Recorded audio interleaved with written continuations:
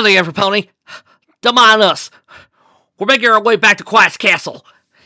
See you finally located Kudos and Rebadas flies down right next to Applejack. Come to find out, he had a perception filter on the castle.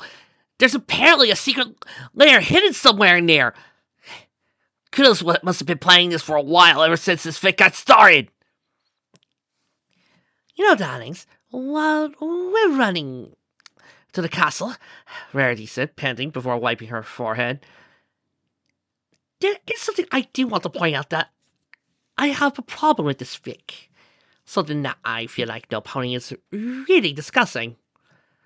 Oh, Fluttershy asked, looking up. What's that? The dialogue. None of these sound natural. Twilight nodded before going on. You're right. Like, for instance, this scene where we're seeing more of the plot take place. Here's your line. From behind him, a soft, oh, and then Rarity's words accelerating. I am this ones. I cannot pretend to understand everything you must be feeling, but we are here with you. No, we are right here. You're right. Let's ignore the fact that this does not particularly sound like it's my voice. It sounds more like someone took words from a different world, a different actor, and put it in my voice. Not that this actually sounds like dialogue, I would say. A normal dialogue would be more like, I am so sorry, my dear friends.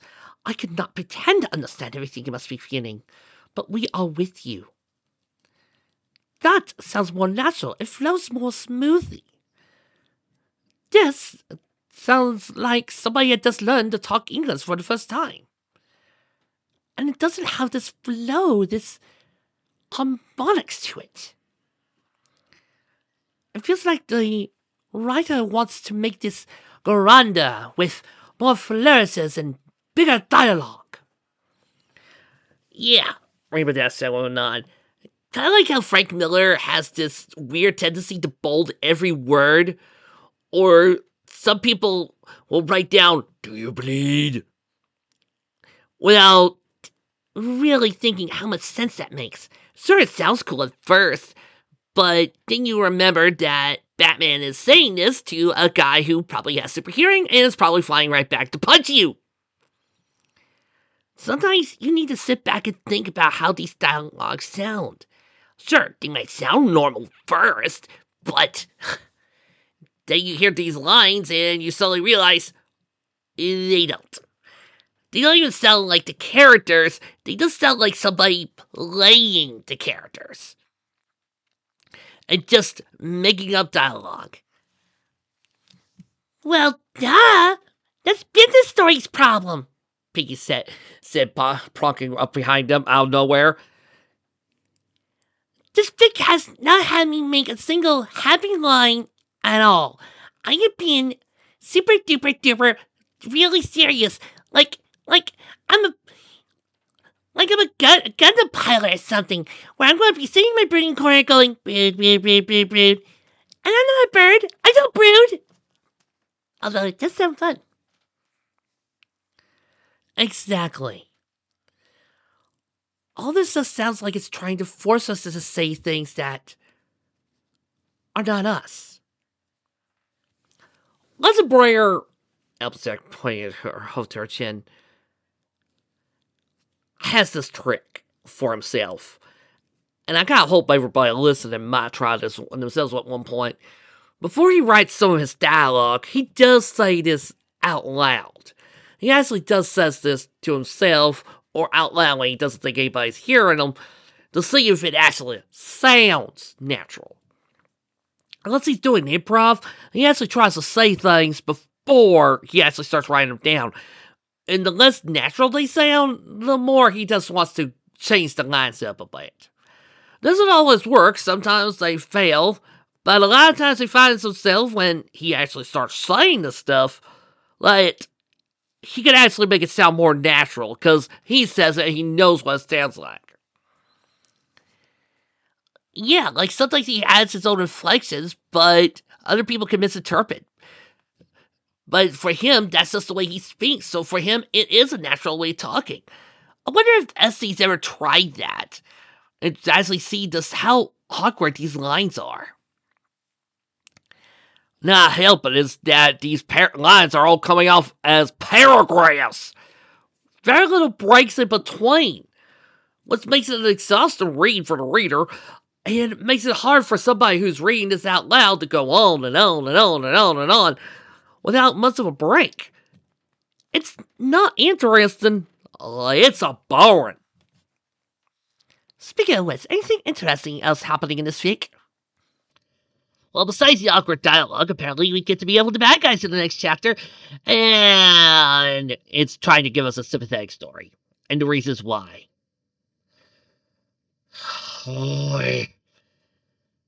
Yeah, sorry guys, but for this cast and this live read, him being sympathetic and giving us this whole entire BO, MO, whatever, Cal.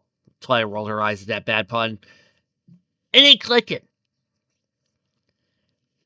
Merely because, well, for those of you who probably listened to the Lucifer's Winter Bell story, yeah. There was a whole entire flashback dedicated to one of the characters, and it was dull, boring, and really didn't give us any reason to care.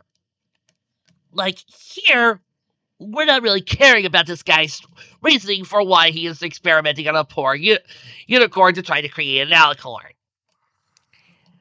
He could throw us all the dead parents he wants, but it ain't gonna make him sympathetic. It's not gonna make us go, oh, poor little villain. Especially when we spent more time with him. We really do not care. Maybe if it had time to explore or had us actually look into this, maybe give us more time to interact. But these past 41 chapters, does any pony remember what's been going on? A lip? No, darling. I've tried. I've kind of slept.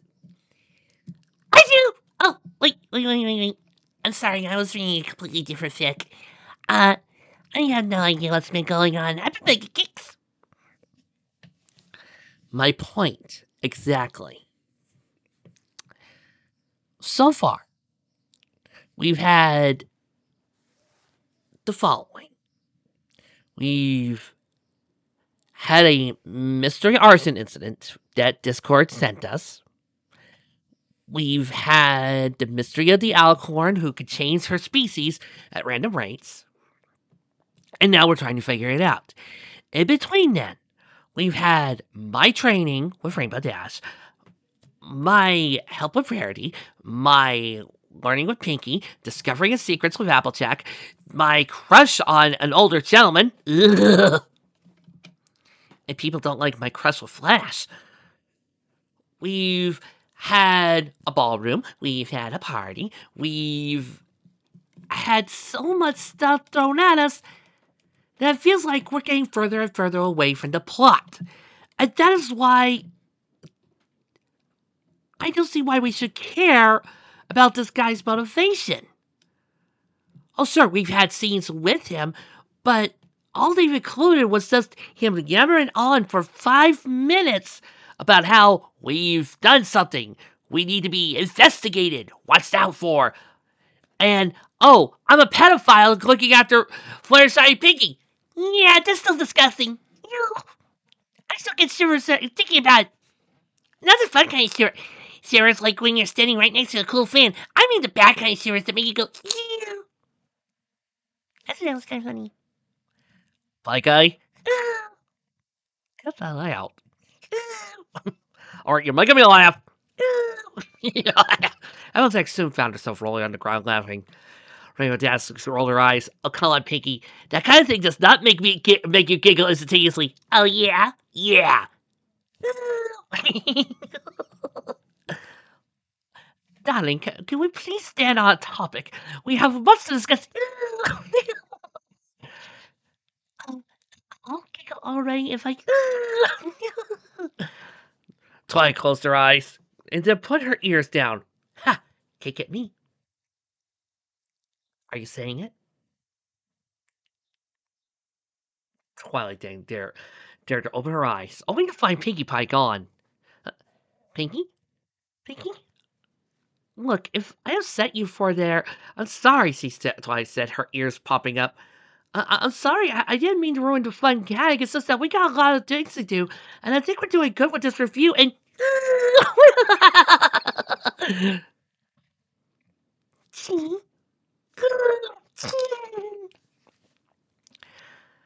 Twilight sighed as he got back up after her fit of giggles. If we can continue...